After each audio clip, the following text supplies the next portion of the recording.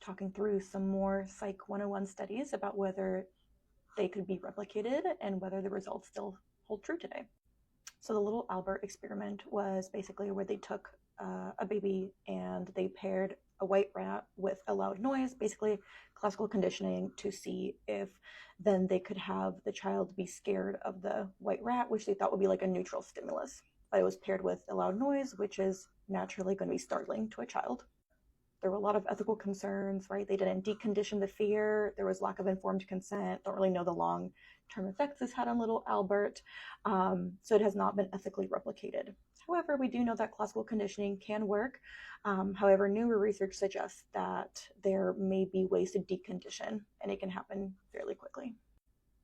We have the Bobo doll experiment also, which is basically a giant inflatable doll, and kids were observing adults either interact neutrally with it or punch it, kick it, kind of more aggressive interactions. And then they would send the kid into the room and see how they reacted. And in that study, originally they kind of showed that kids learn aggression through observation.